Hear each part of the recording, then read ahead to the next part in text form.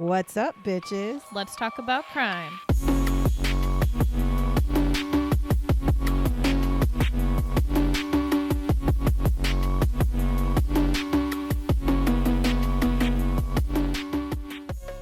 What's up, bitches? Color. We're here after that atrocious ass episode last week. Bro, it hasn't even been a full week. Well, for us, it has not been a full week, but when this posts, it will be. I'm going to tell you, I looked at Sierra this week and I said, I need to do something that's lighthearted. That Junko story just sits heavy with me for some reason. I don't know why. Some of the true crime ones just hit different. Plus, never mind the fact that, you know, we're all going through it right now because we are trying to be in the process of selling our house and loading up our shit and moving. And we're going to be living actually with Sierra for like at least a month, if not longer, waiting to move into a different house and trying to navigate our dogs and life, and everything's changing. And then Sierra is going through the same changes, but differently. And so it's like, and I just started school again. Yeah. So we have all these things going on, and it's just like, on top of that, doing some heavy ass episodes, it really takes it out of me to the point where I almost didn't even have an episode this week. I literally sat there and procrastinated until I could not procrastinate anymore. And then I was like, no, that's not fair to you listeners if we just don't do an episode because I didn't mentally want to. So then I had my son in here going, oh, I can help you. So he starts sending me ghostly things. And then it was like, okay, well, one of them was about an axe murder house. And I was like, well, that's not going to be fun to do. So that axe murder. Oh, no, that one kind of would have been pretty cool. It would be cool enough that I'm going to do it next week.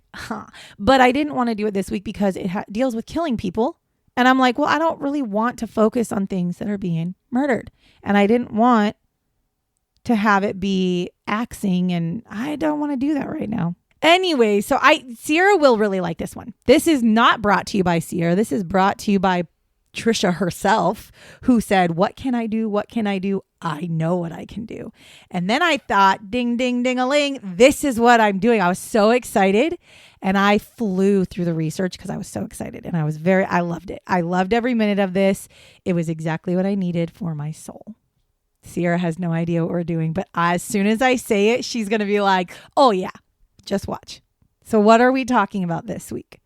We are talking about the 1962 Alcatraz Escape.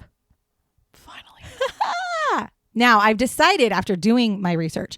So I have two books that I specifically bought from Alcatraz. One is 16 of the most famous or most wanted criminals at Alcatraz. And then the other one is, I think it's 12 or 13 escape attempts from Alcatraz. And I've decided I'm not going to do them all at once, but I think there will come a point where we have done all of there's actually total, I think they said 26 times that people tried to escape Alcatraz. Eventually we'll get to all 26 of those people. We've actually already done one, and that was Doc Barker. He was part of the people that tried to escape. So we most definitely will be doing that one as well. Or we already did that one. But after doing this one, I was like, oh yeah, I definitely want to do all of them because, I can find out backgrounds about them and whatever. But it also is very good for my soul because none of the people that were at Alcatraz were that bad. Not even close to the things that we typically talk about. They just weren't that bad. So it's always kind of fun. And I am a very big Alcatraz lover. I love the history of Alcatraz. I've gone there once and I want to go there again because every time you go somewhere, you see new stuff. I want to do the night tour so that I can kind of walk through, but I'm a little bit scared of ghosts, but I'd be willing to do it, because you get to go to places that you don't get to on the regular tour. But that's what we're talking about. I swear to God, if I see that guy again and nobody else, I will point him out next time. I'll be like, anybody else see him? You'll be like, George! Yeah, sure. So here's what we're talking about. This happened in June of 1962. And on this specific attempt of an escape, it is 4 men who actually attempt to escape from Alcatraz. 3 of them were successful and have never been seen again. One of them was not successful and he surrendered, which is funny because in the Alcatraz Museum, I did not know or did not realize, because they really focus on the 3, that there was one other person. And his story is kind of funny. So we'll get to it. So of course we'll start like we always do with a little bit of background, but I'm not giving you a history lesson on Alcatraz because we've already done that. I'm going to talk to you just about the people. So this escape was attempted by 4 people. It was Frank Morris, John Anglin, Clarence Anglin, and Alan West. How would you like to be the Anglin parents where 2 of your children are in Alcatraz? Well, if they were the escaped ones, then I'd probably know about it. So we're going to talk about John Anglin and Clarence Anglin first. Now, John was born May 2nd, 1930, and Clarence was born May 11th, 1931, and both of them were born in Donaldsonville, Georgia. Now, they were born into a family of 14. So I guess if you're counting 2 out of 14 ending up at Alcatraz and the rest don't, I guess you did your job. Well, did the rest go to jail? No. Okay. No. Now, George and Rachel Anglin are their parents, and they are seasonal farm workers. Now, in the 1940s, the family actually moves to Florida from Georgia. And they work on the farms there because there's a lot more solid work in Florida than there was in Georgia. And so they did that. And then in the summer times when it would get really hot in Florida, the family would actually go up north to Michigan where they would pick cherries. So they were constantly, and it was the family. It wasn't just the parents. Like all the kids were involved in this. Now, John and his brother Clarence were reportedly inseparable as children. I almost wonder because they're born literally 1 year apart from each other, like almost to the day. He was born John was born May 2nd. Clarence was born May 11th, 1 year apart from each other. That's probably why, because they were very close in age. They probably shared birthdays. What do they call that? When they, like, you have a twin, it's like your twin. What do they call that? There's a term for that where you have like 2 kids that look almost the same and act the same, but they're like fraternal twins. No. They're not actually twins, but they call them, I can't remember, like Irish twins or something like that, where they're basically like twins, but they're not actually twins because they were not born at the same time. Anyways, that's kind of what it was. They hung out all the time together. They actually learned how to swim together. They learned how to do all their things together. They became very good swimmers, actually. And they were kind of little daredevils. So when they would go up to Michigan, they would swim in Lake Michigan. Now, I am not from Michigan. I know nothing about Lake Michigan, but what I found was they would swim in Lake Michigan when none of their other siblings would, because Lake Michigan was like ice cold when they would be up there. So much so that there was still ice on top of the water. And they would swim in it like they were swimming in the ocean. Like it was no big deal. And their siblings were like, oh my God, you crazy kid. But they would do it. And they would swim like expertly too. Now, John, who was the older of the 2, he actually only made it through the 3rd grade. And Clarence made it through the 5th grade. Now, I know that sounds strange, but for seasonal farm working families, I feel like back in the 30s, 40s, the 30s and 40s, that was pretty common because the kids would work. They would work with the family. And so I think it gets to a point where it's just not, you can't do school and work on the farm.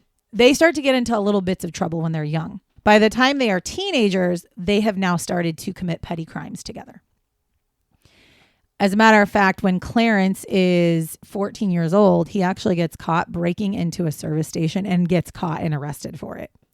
Now, in the early 1950s, so now they are like 19, 20 years old, they start to rob banks. So they go from being like just getting into trouble to petty theft to bank robbers. And they bring along their brother, Alfred. So now they have a 3rd brother involved in this.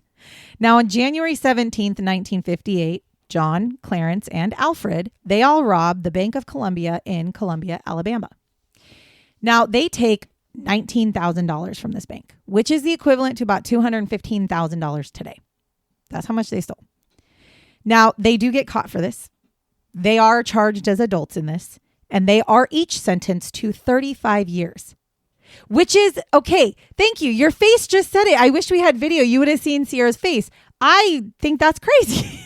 I'm sitting there going, murderers don't even get 35 years. As time fucking went on? I do think so. Because didn't we just fucking... I know it's a different country, so I'm not going to talk about the Junko one, but we've had definitely other ones where they've gotten like 25, for 10. Yeah. killing somebody. Correct. Well, if you remember when we did the Alcatraz tour, if you remember one of the reasons that Alcatraz closed, part of it was how expensive it was. But if you remember, they also said less people were sending criminals to Alcatraz because they were changing from punishment of criminals to rehabilitation, which we both know is not fucking true because the rehabilitation thing is not done correctly. But that, so yes, technically, yes, we got softer because they want to add rehabilitation. Now, I'll be honest with you, for a bank robber, I think rehabilitation would have been great. I mean, genuinely, that's the kind of person you want to rehabilitate. Basically. Not a fucking murderer. Correct. I agree with you. But that's the candidate for rehabilitation is somebody who did whatever, robbed a bank. Well, they're robbing banks for a reason. It's not just because they're fucking bored. And so they don't have an education. They probably don't really have jobs. So this is how they make their ends meet their life. But if you put them through rehabilitation and teach them life skills and get them prepared to be successful in the world, then they might have been, the recidivism would have been lower. But for these guys, no, it was just 35 years. And that's what you're going to serve. They served these 35 years in several different prisons as well. They served this in Florida State Prison, and then they were sent to Leavenworth Federal Penitentiary, and then they were sent to Atlanta Penitentiary. And during their prison stays, the two, not Alfred was not like his two brothers. So it was John and Clarence. They became known as escape artists. Now, after attempting to escape multiple times at the Atlanta Penitentiary, Clarence actually on one point, here is what they would do. So they tried to escape multiple times throughout all of the prisons that they'd ever been to, including when they were younger, when they would go to jail for things they would try to escape. So one example of this is Clarence had actually tried to help John escape by cutting the top of a really big bread box, like a box that held a bunch of loaves of bread. He cut out the top and then cut out the bottom and put it on a cart. And then John got into this box. Then Clarence placed another box on top and filled that whole entire box with bread to make it try to look like one big box of bread. Okay. And then he wheels this bread box out to the bread delivery truck, right, that they're going to be delivering. I don't know why they're delivering bread from prison, but maybe they had a bakery inside the prison. I don't understand that part, but whatever. So they go to deliver, or he goes to load it on the truck, and there's a corrections officer that is out there, and he's looking at this bread box, and he's like, well, now that bread box just seems suspiciously large. They're not normally that tall. So he tells Clarence, like, hey, stop. I need to check this bread box, which again, they open the bread box and it's loaves of bread on top. But they're not dumb, so they pull out the bread and there be sitting John at the bottom. So they're like, you're not supposed to be here. So it's things like that they would do all the time. So John and Clarence, because of how many times, which Sear, and I've talked about this, a lot of the Alcatraz people were literally there because they escaped prison too many times. They were sent, both of them at different times, they were sent to Alcatraz due to the fact that they continued to escape or tried to escape from prison. So John arrives at Alcatraz on October 14th, 1960, and Clarence shows up January 16th, 1961. Now, Alan West, he is the one who didn't actually escape. And I didn't know anything about Alan West because they don't really, I mean, they might have talked about him, but I feel like I didn't pay attention or something. So Alan West, he is another one. Now, he was born on March 25th, 1969 in New York City. Now, I do not know really anything about his upbringing. There was nothing about his childhood, nothing about his younger years, nothing. What I can tell you is that he was said to be hot-headed and arrogant, and he was arrested more than 20 times. 20 times over his career criminal lifetime. And most of the time, he was arrested for things like car theft and breaking and entering. He spent time in the federal penitentiary at Atlanta. And to be fair, that's actually where he meets the Anglin brothers and Frank Morris, which is the other one that tries to escape. They all met in the Atlanta penitentiary. So they didn't meet in Alcatraz. They all met in Atlanta while they were in prison. And then they all end up in Alcatraz together. So that's where they first meet. He gets sent to Alcatraz. Alan does twice. So he gets sent to Alcatraz once in 1954, and then at some point he gets sent back, and then he gets sent back again in 1958.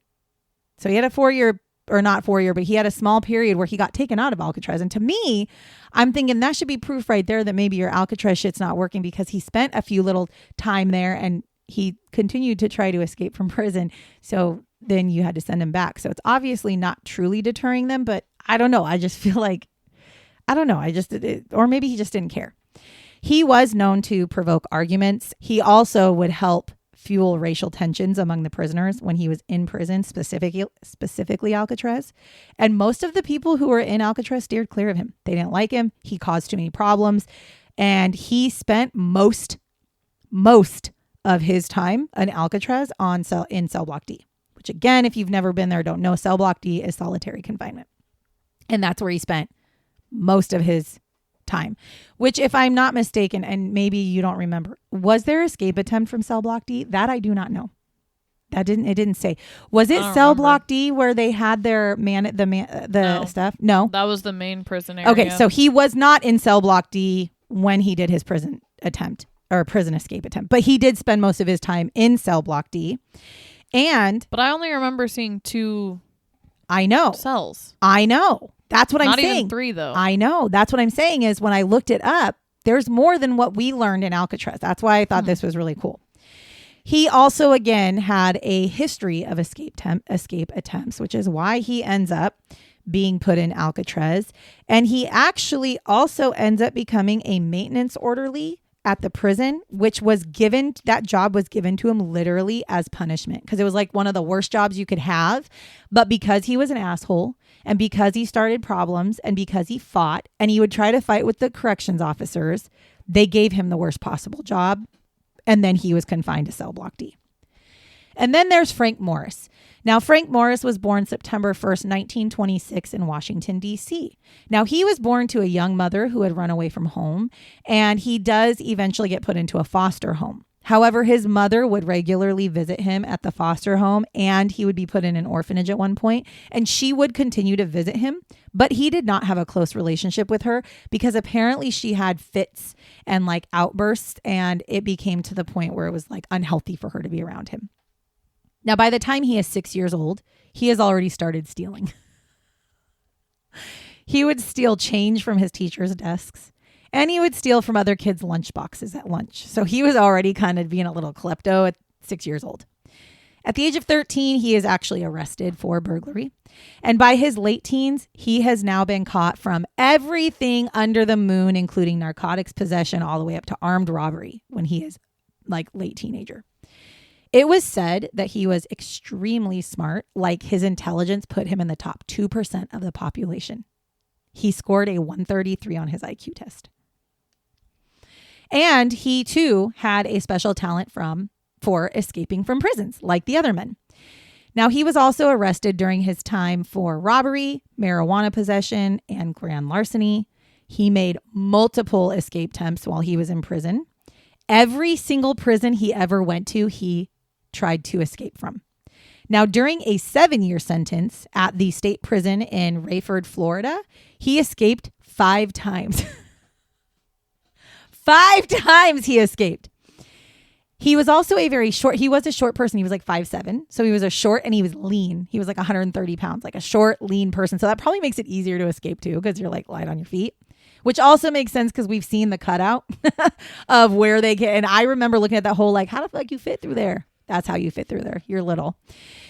He also had the number 13 tattooed on his finger. And at some point, he also got a star tattooed on his forehead. So these are just like markers of him. I don't know.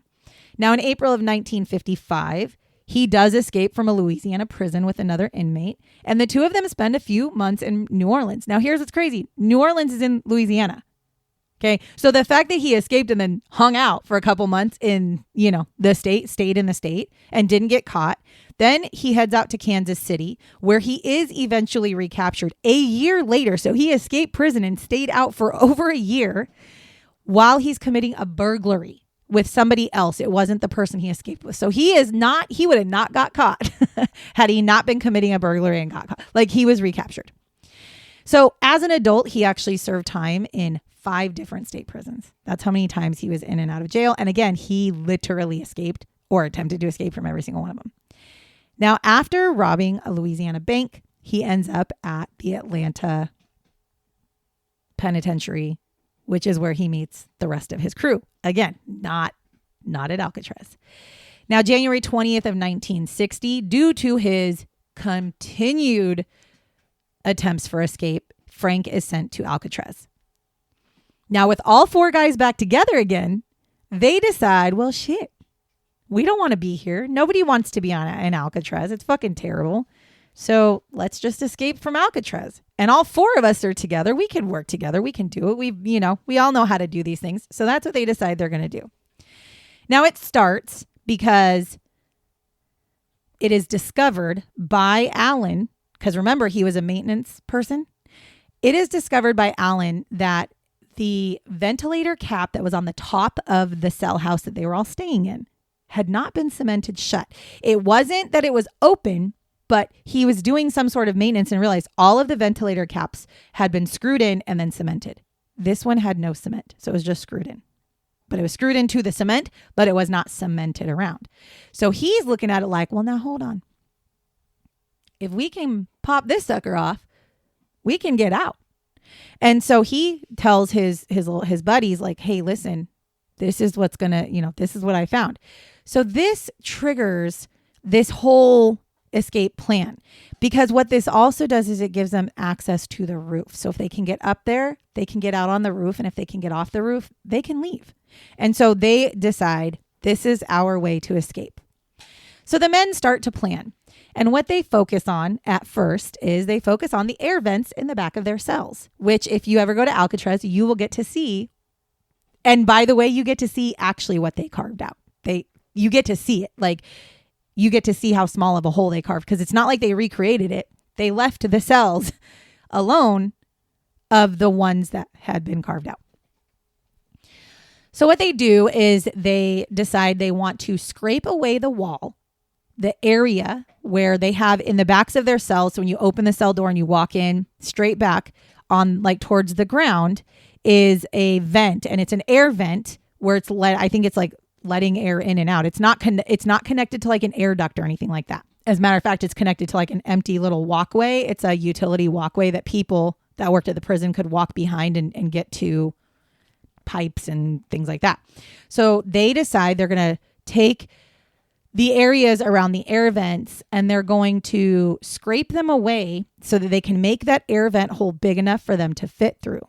Then they wanted to slip through the air vent hole into the utility corridor that was behind the walls, which was, again, it's a hallway basically between the prison cells. Then they would walk down that utility corridor where there's pipes. They would climb up the pipes to the very top of the cell block. And for those of you who do not know, Alcatraz was it 3 stories? It's 3 stories, Ty. 2. Yeah, no, I think it was 3. No, I'm pretty sure it was 3. I think it's 3. Because I remember saying, I was like, oh man, too bad you couldn't go up to the upper cells to see. Yeah, like, what I the believe difference it's 3. looked Yeah, like. I believe it was 3 stories. If not 3, it's 2. But then they also have to get all the way up to the roof. But I mean, so they are talking about climbing up these pipes to get to the highest tier of the cells, basically. And then they're going to go up to the vent that is now, that they know is not cemented in, that's in the prison roof. And they're going to climb out the prison roof vent.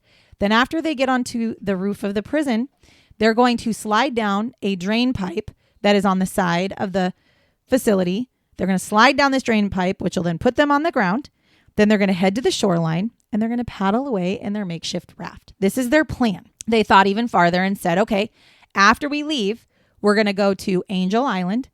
And then after we rest a little bit, we're going to swim from Angel Island to Marin Beach. And then once we get onto the land, we're going to steal a car. We're going to rob a clothing store and we're going to go off to freedom and we're going to go our separate ways because if we stay together, we'll get caught. This is what they plan. So they start. The men make tools. They reinforce spoons. They use these spoons to slowly chip away at the wall around the vents. Eventually, this makes the vents come loose and come off. Once the vents have come off, they make fake vent grills out of cardboard to cover the holes when they're not working on them. And I know people are probably like, oh, really? Really? The guards didn't catch that? Well, no, they didn't, because when you were walking by and looking in the cells, in some of the cells, I actually saw a picture of one of the men, their sinks are on the back wall. And hanging off of his sink is a towel that partially covers the vent that was fake.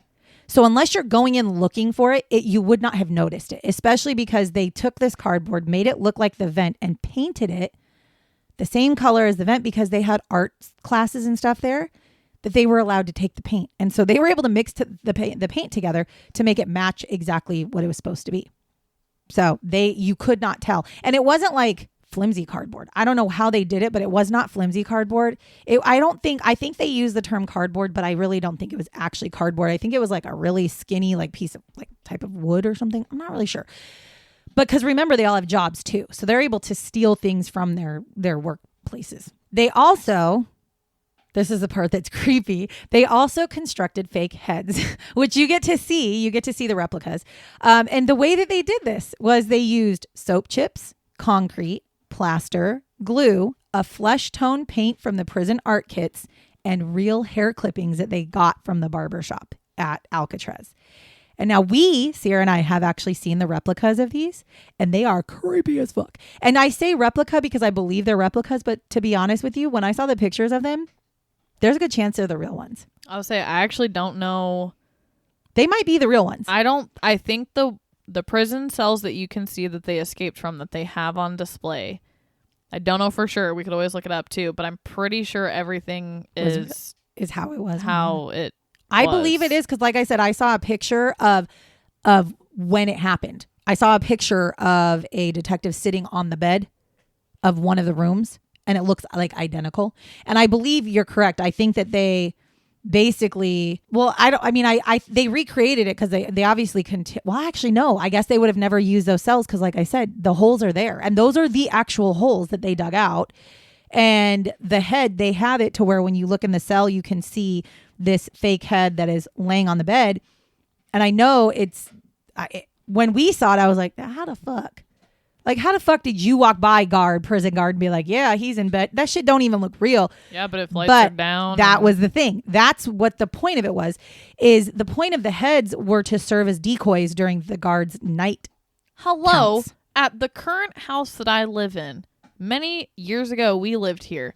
I was downstairs watching Gem and the Holograms on Netflix, and I had blankets under my bed. Not on purpose, by the way. And you guys came in, you told me. We came and checked in on you, and you were asleep in your bed. No, I fell asleep downstairs in the basement by myself. Yeah, but the thing is, we just thought... So it's pretty easy to probably fool somebody. It is, except for it would have been more foolish, like, if they didn't have the fake ass heads, right? Like if they would have just made it look like they were sleeping under the covers, because that's what it would have looked like with you. There was no hair sticking out. These guys had not wigs. They had fake heads that had hair sticking out. But again, it was made to fool the night guards for the night counts. And so one of the things I thought it was for the escape, right? They used them for just the escape. No, they actually used those fake heads during the times that they were doing stuff. So basically, after they carved out the hole that they're going to go through, they actually had an area where they would meet at night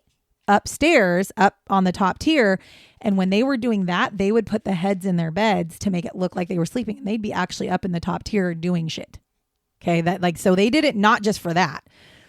And I also found out that sometimes during the evenings when they first started chipping away at the wall, some of the other inmates would purposely sing louder or like talk louder to try to help cover their tracks, or play music in their cells because they were allowed to have instruments louder to protect them basically from getting caught. So the 4 men actually, they end up working every single night for 4 or more hours, digging away at the cells. Then Alan ends up getting a job where he's supposed to be cleaning and painting the space above the top tier cells. Because again, he works maintenance. So his job is he's got to go up to the top tier cells, and there's a space up there that needs to be cleaned and painted. So he starts working on that. Well, he tells the guards, listen, I need blankets to prevent the debris of the things that I'm doing from falling into these people's cells. Like, I don't want to get this shit in their cells. Like, it's already atrocious as fuck here. I don't want to make it worse. So the prison guards are like, no, that makes sense. Yeah. So they gave him a bunch of blankets to put around the work area. Well, that is the area where they would meet at night inside this blanketed off area. And they actually ended up setting up a little tiny workshop in this area. And this is where they create their makeshift raft. This is where they create more tools. This is where they touch up their fake heads because they can leave it all up there. They leave all of it up and they leave it there during the day because nobody's going in there. I don't know why, but they're not. They end up creating a makeshift raft out of 50 prison-issued raincoats. By the way, most of them were stolen. So somebody had to have worked in a facility they could have stolen. So they had their own raincoats, obviously, but they would slowly steal these raincoats and they end up making a raft out of that. They also take turns climbing up the utility area to work on dislodging the ventilator cap. So at this point now, the last part they're trying to do is get that ventilator cap off of the roof completely so they can get in and out. Now, originally, Frank actually creates like a drill. And he was like, yeah, because there's screws. We got to get the screws out. And so he was going to use this drill. And within like 5 seconds of using it, he was like, no, it's way too loud, way too clunky. And that's going to get us caught. So they continue to work on this. And I'm sitting here thinking, what were the prison guards doing? Because my guess is they had to have been like hitting the ceiling or something, the ceiling or something to kind of yeah, but if the other prisoners were helping them, I mean. True. I mean, I guess if they're being loud, maybe they just don't hear that much or something. I don't know. So they work on this ventilator cap and eventually they do get through the rooftop vent. So they do get the vent to come off. In total, it takes them 7 months from planning to escape night that they worked. I'm not going to lie. They just deserve to escape at that point. 7 months of digging with spoons. Like, geez. Now, on June 11th, 1962, after the lights go out, the 4 men, that's the night they make their escape. Now, Frank, John, and Clarence, they place their dummy heads. They go and get their dummy heads from their hiding spot, which is, up in the rafters, basically. They come back down. They put the dummy heads on the bed. They put stuff underneath the bed to make it literally look like there's bodies under the cover, and they turn the dummy heads away from so that the face of the dummy head is facing the wall, so that as a guard would walk by, they would see the back of the head and they would just assume that they were sleeping. Now, as for Alan, so Alan, unfortunately, while they were doing all this stuff over these last 7 months, his fake grill that he had made for his vent, it started to slip off during the day. And he was really, really worried that he was going to get caught. And he was really worried that they were going to notice. So he decided that he was going to just cement it in place so that it wouldn't fall down. Yes. Yes. Okay. Yes. Yes. I'm just okay. So as the 3 men are escaping through the utility corridor, because they, took the grills, whatever, they're running through the grill or through the utility corridor. Alan is taking his spoon, trying to chip away because the grill won't come off because it's cemented. And this is why I'm saying it's not like cardboard, because he could have just kicked that bitch through. So he wasn't able to get through. And so he's like chipping away at it, trying to get this to come off. So then he does eventually get it. He does eventually get the grill to come off. However, because he had cemented the grill, it now made the hole smaller. So now he has to chip away at the hole to get it bigger for him to be able to fit through. Now, as I'm reading this to you, I'm remembering when I was going through the cells, I did see a cell that had a really small hole.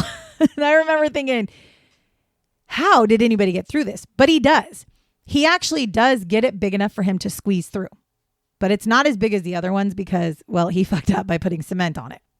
By the time he gets through and gets up through the utility corridor, up to the top tier, up to the roof, to the little workshop that they had, the 3 men are gone. They've left. Now he does find, though, when he gets up there is an unfinished pontoon. They left a paddle, 3 life preservers. His own fake dummy head is still sitting there because, again, he wasn't able to get to it. And an extra raft that was partially finished but not completely finished. And they left this here so that he could still escape.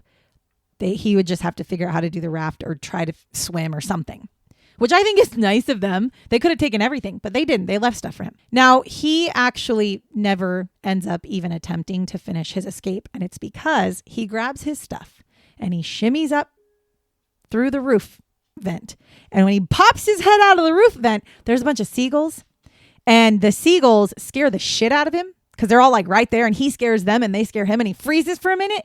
And then he sits there and he just slunks back down and just goes back to his cell because he's too fucking tired to even try to escape at this point. So by 11:40 p.m., it is estimated that Frank, John, and Clarence had launched their raft into the water and left Alcatraz by that time.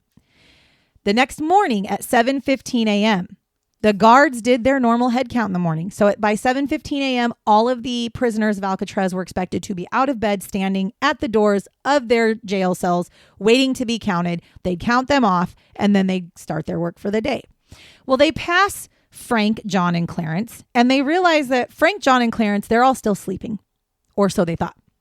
So they open up Frank's cell, and the prison guard goes in, and he goes to shake Frank to wake him up. So he taps him, and he's fucking shocked when his head falls off and rolls on the ground. And then he realizes it's not a real head at all. And he's like, what the fuck? And then they go into John and they go into Clarence's cells, and they realize they're also not in their cells. And by the way, John and Clarence were on cells right next to each other. So I want to say that the ones that we see a lot, that we've seen, the two that are right next door to each other in Alcatraz, that would be John and Clarence.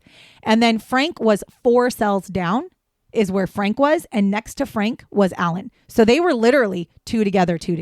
That's how they were set up. So now they realize, oh shit, we have some people missing. So they decide, or they put the prison immediately on lockdown. They bring in bloodhounds, and they start to search the whole entire area of Alcatraz for these 3 men. So they obviously see the holes in the back of their cells. So they go into the utility corridor, and they're trying to figure out how this even happened. And they all at that time is when they discover, oh shit, there's actually 4 holes. And then they realize that, oh, not only are there 4 cells that have these holes, but Allen is still here. So let's talk to Allen. The warden brings in the FBI almost immediately because they have no idea when these people left, but they do know they can talk to Allen. So they start questioning Allen, and Allen tells the FBI everything. Literally everything, every detail. That's how you know what their plan was. That's how you know how they got stuff. He told them everything. He also told them, supposedly, that it was mostly his idea and that he was the one who basically did all the planning. Now, some people believe that it was actually Frank Morris because Frank was extremely smart and people think it was him. But the more you learn about Allen West, I kind of believe Allen West. Yeah, I would say I kind of believe it more for him. He was very much like, he didn't give a fuck about authority.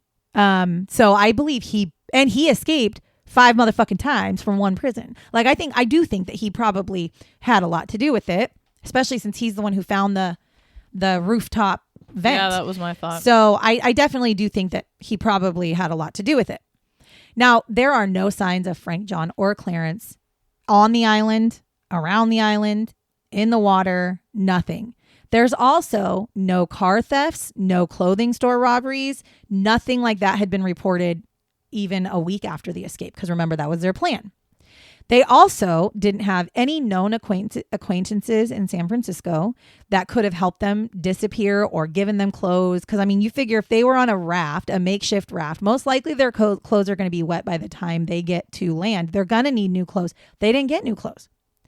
So more than 200 soldiers search Angel Island, and over 300 FBI agents also are involved in this, trying to find these people. And again, I don't mean to be rude, but we're talking about bank robbers here. like we're literally talking about bank robbers. All of them went to jail for robbing a bank.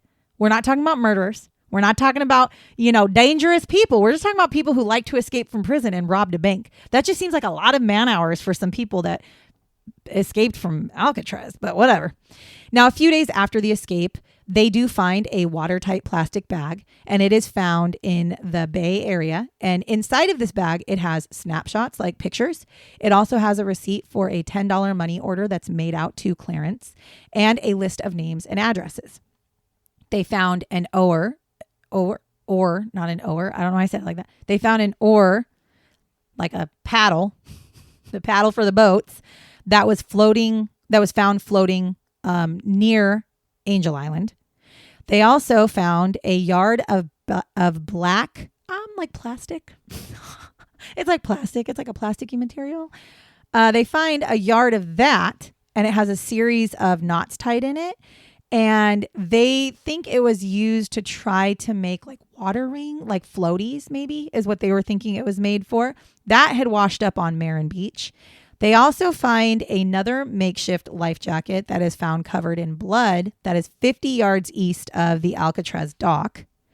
And then on June 20th, a bundle of hatch covered planks that were put together by rope comes ashore in Sausalito, which again would have been like for their raft. Now, a month later, there is a body that is found, that is not found. There's a body that is seen floating.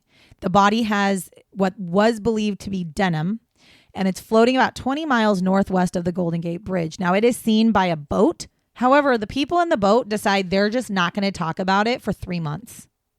I don't know why you didn't call it in and report it when you saw it, but whatever. Now, for a long time, people thought that was one of the escapees. However, it was also found that there was a man who had jumped off the bridge 5 days prior to that. And they believe that actually was him. The three men, John, Clarence, and Frank, they and their bodies have never been found. Now, they were deemed to be missing and presumed to have been drowned, to have drowned. Now, the warden at the time was asked, like, how is this possible? This is the inescapable prison. To which he says, no, it is the inescapable prison, but our prison is deteriorating. And so it makes it harder for us to keep them in.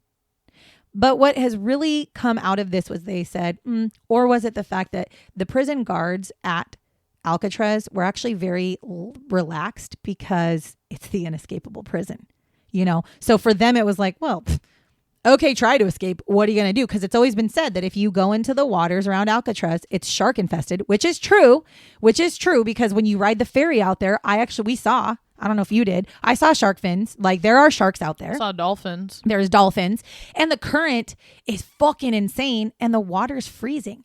So the chance of you surviving a swim from Alcatraz to anywhere around you, you're not making it. Could you make it? Probably. I don't know if you actually would. You'd have to have a boat, right? You'd have to. And even then, there are other people who attempted to escape on boats and they've never made it. They've either died and their bodies have washed ashore, or there was one man, which we will talk about someday, where he actually made it to San Francisco or to shore and they were standing there waiting for him when he got there. But he used the boat. He's not swimming. And so it's like one of those things where they're like, yeah, no. I think the prison guards were a little bit more relaxed because it was like, where are you guys going to go?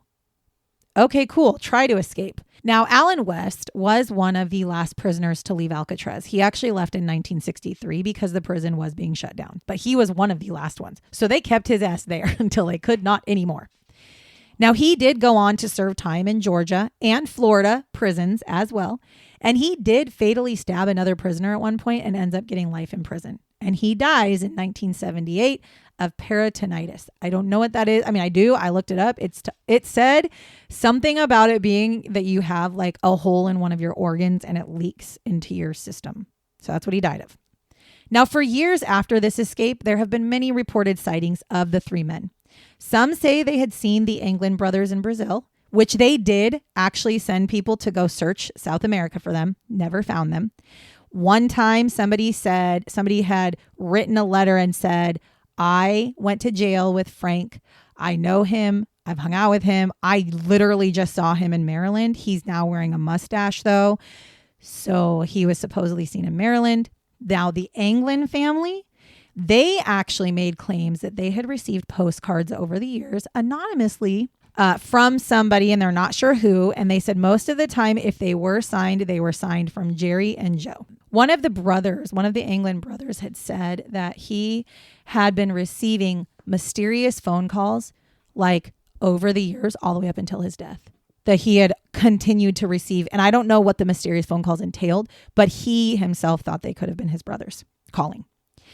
The Anglin's mother had said that she had been receiving flowers anonymously every Mother's Day from the time the boys escaped until she died. And she had no idea who they were from. Then when she died in 1973, it was reported that two very tall women in very heavy makeup had attended the funeral and nobody knew who they were. And then again in 1989, when the Anglin's father died, there were two very tall men there that were wearing beards that attended the funeral. And again, nobody knew who they were. So the thoughts are that these men are the brothers. Now, 17 years after this escape, there was a film that's called Escape from Alcatraz, and it was made starring Clint Eastwood. I've actually watched it. It's a good show. And then in 2003, Mythbusters, they did an episode because a lot of people have said, well, no, they would have died. They would have died. They couldn't have made it, blah, blah, blah. So Mythbusters decided they were going to see, could they have really died? Okay. Or could they have made it? And they did exactly what was described by Alan West of what they did to escape. And they deemed that, yes, it was possible because they were able to get on a boat and have the boat, and it would have drifted to the areas where they found things like the paddle and where they, so the currents would have taken them in specific places. It's also been said that at that specific time that they escaped, of that time of year, would have been one of the only times that the current was not incredibly crazy for some reason, because you can look at the current patterns from that time on that day. The current pattern was not real crazy. So it's absolutely possible that they could have made it to land. And they said had they picked any other day, they would never have made it because of the way the current was. But that one specific day, the current was fine. Now, the FBI did close the case in 1979, and they basically said that they drowned and that they died. However, they did then hand it over to the U.S. Marshals Service, and it is still considered open to this day. And I am going to tell you something that I found. In 2013, a letter was sent to the FBI claiming to be Frank Morris. And basically, the letter was a whole handwritten letter that talked about, I'm Frank Morris. I escaped from Alcatraz with John and Clarence Anglin. Clarence lived until 2004 or whatever. He gave like dates of when they died. He gave personal information that only Frank should really know.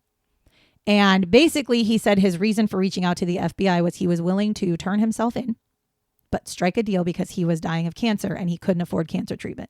So he wanted them to basically, in exchange for him turning himself in, to help him with his cancer treatments. Okay, that was what this whole entire letter was. So the FBI decided they were going to really focus on, is this a legit letter? And they fingerprinted it. They did comparisons of handwriting samples.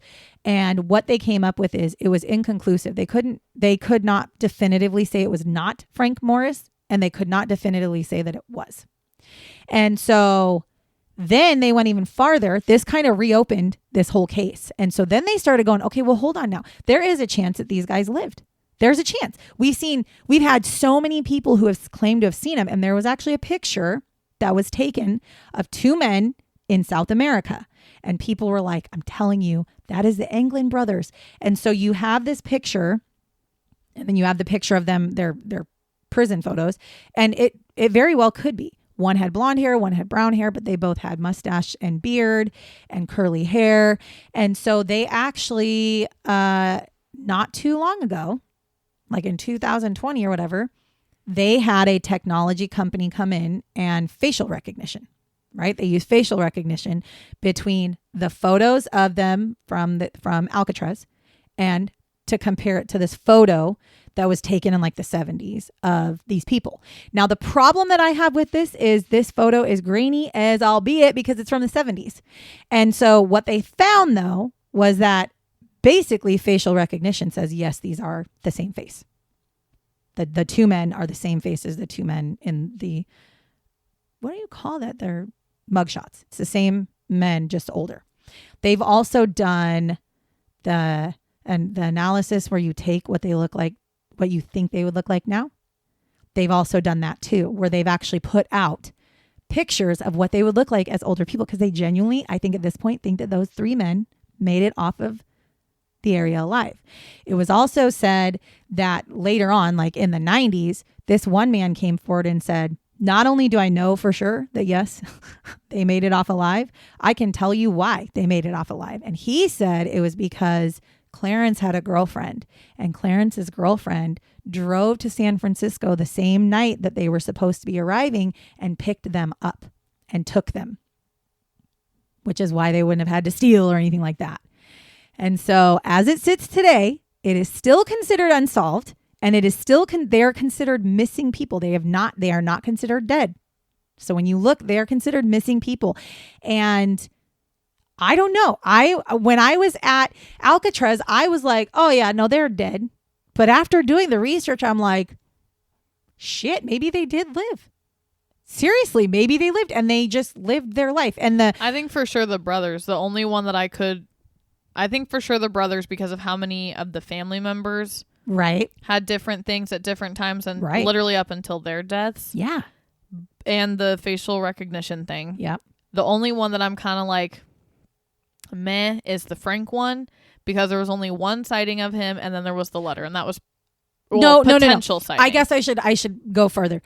There were sightings of him in like 7 different states over the years. Oh, okay, because I was like, it's not. Yeah, I just really didn't only one, and no, just a letter. No, I didn't go into detail on the sightings, but one of the things that was interesting about the letter is he said in the letter that he has lived his life in this state, and he named all these states, and these are all states that the sightings were in. See, the thing is what doesn't make sense to me is y'all back in the day, you guys had 300 people trying to look for these guys, like all this shit. Why not check into the letter? Well, that was like contact the person back. That's what I was wondering. Because let's say it really is him, because you'd be able to fucking facial recognition, fingerprint. You'd be able to do all that shit. Right. Well, my thing about that's another person. And if he really escaped with the other 2 potentially, he could really tell you if they're alive or dead. Well, he claims in the letter they both died. Right. But he does claim that they both died in the 2000s. So they lived like long lives. But the thing is, I don't understand that either, because he was asking for them to basically help him with cancer treatment. I'm thinking, well, why didn't you just respond and be like, yeah, we'll help you, come in? But you didn't. Because then guess what? If he comes in and you you'll know, or do all the shit, if it's not him, yeah, you're gonna be you'll like, know it's a hoax right away based off of, like you said, fingerprints or facial rec or whatever. But they didn't do that. Instead, they decided to just if look at I was everything. the chief or whoever would have signed off on that, I would have said yeah. Me too. I would have been like, well, yeah, come on in. Also, bro, you did 35 years for robbery, but you didn't even do the 35 years, and you escaped Alcatraz. And let's see, Frank was born in 1926. First of all, Frank's not alive today. He'd be 100 years old. And I don't think he's alive today.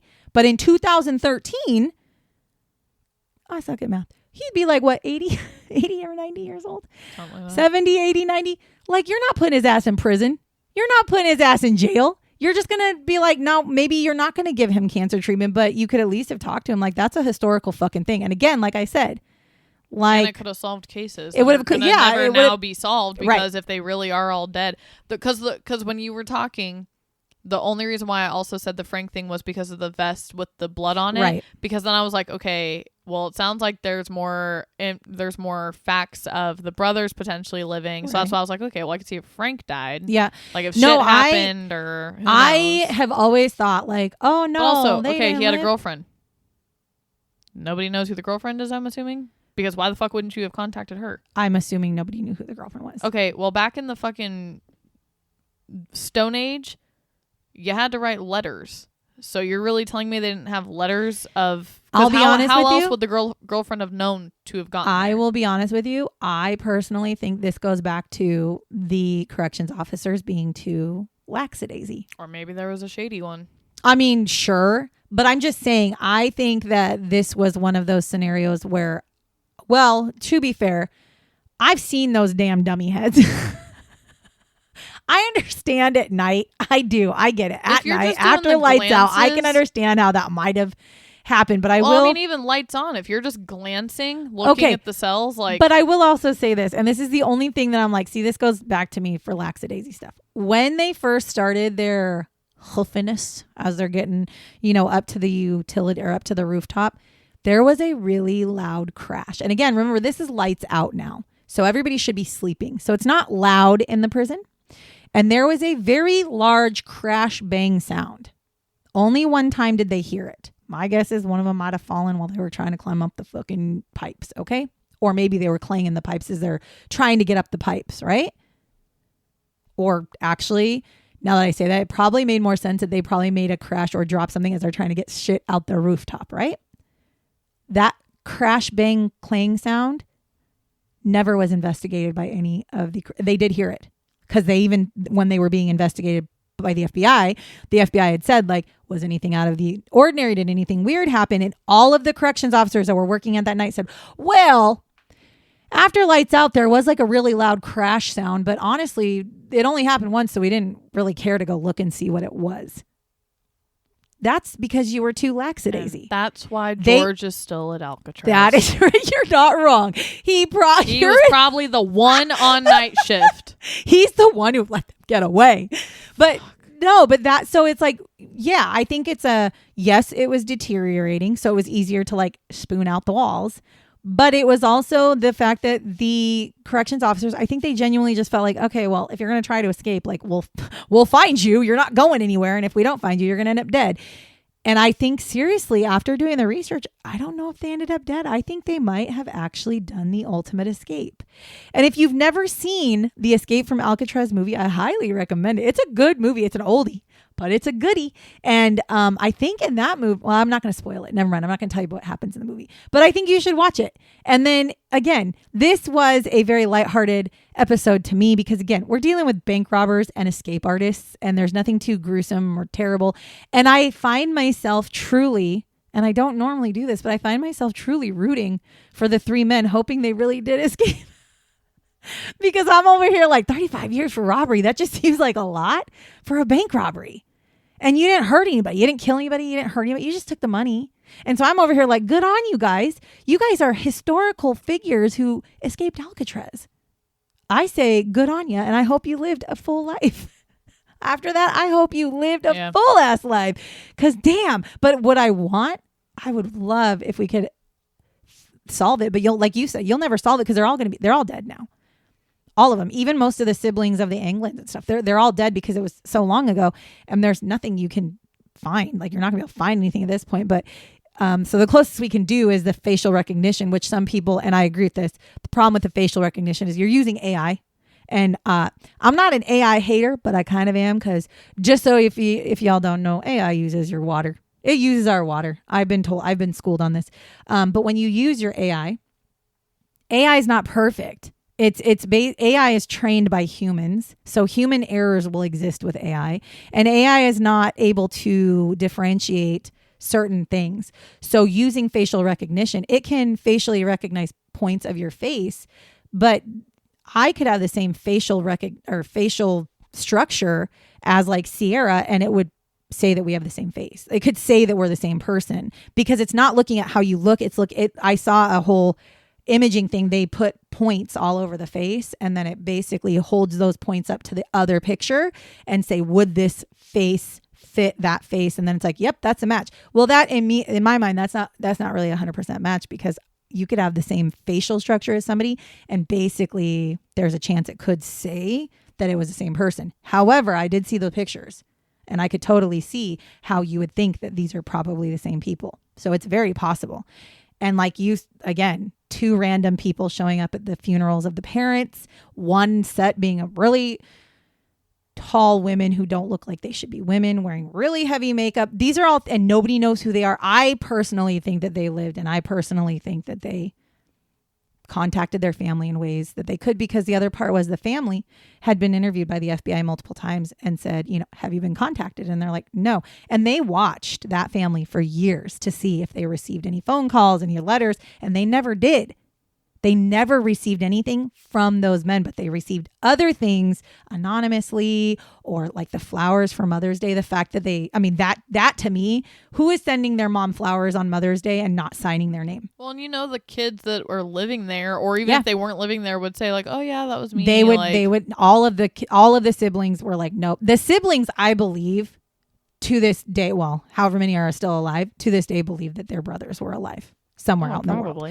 So, and there is a part of me that goes, they might even know that they were alive and had conversations, but I wouldn't tell. My brother's a bank robber. If my brother is a bank robber and he escapes from Alcatraz, I'm not telling the police. I'm not telling on my brother. Snitches get stitches for 1 and 2. It's a bank robber. Yeah. If he's a murderer, that's another story. I'd be like, you got 10 G's? That's another story. But I'm sitting here like, no, I'm not telling. I'm keeping that shit to myself. And then I'm just going to live my life. And I'll see you when I see you. I'm not telling on my family. Like, that's not a bad enough crime. Anyways, so I hope you like this episode. I hope after last week's episode, this one hits in a different way, because it definitely hits for me in a different way. Like I said, I was so, it like revived my soul to do this research. And it was because it was so not dark. It's not dark. It's not gruesome. And I needed that break, especially because I also do serial killers with Jay. And so it's like, it's always murder. And I was just like, I need a break. And this was a good break. And I knew Sierra would know it because we went to Alcatraz. We got to do all the things. It was such a good time. This brought up so many memories when I was doing it. And it made me want to go back to Alcatraz soon. I just want to go back. It was cold as fuck though. It was, but I know, but I had such a good time. Oh, cold as fuck, yet I got sunburned. I want to go back to Alcatraz. I would love to redo that whole trip. We did camping and everything. It was so good. Mm-hmm. I could go without going to the Winchester Mystery House though, because once you've been there, done that. It was hot as fuck. It was really hot that day, but there's definitely other things in that area that I would love to see, and so it's like I could totally do that trip again.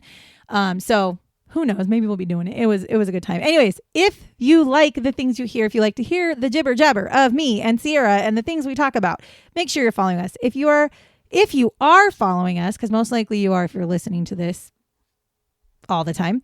If you think you know somebody who would like to hear us as well, make sure you're sharing it. We love you. We appreciate all the support. Genuinely, it makes my soul happy. So other than that, I don't have anything else to say other than thank you so much for listening to us tell you the story about the 1962 Alcatraz escape, where the 3 men were said to be dead, but I'm pretty sure they lived a full life. Until next week, catch you on the flip side, bitches. Bye, bitches.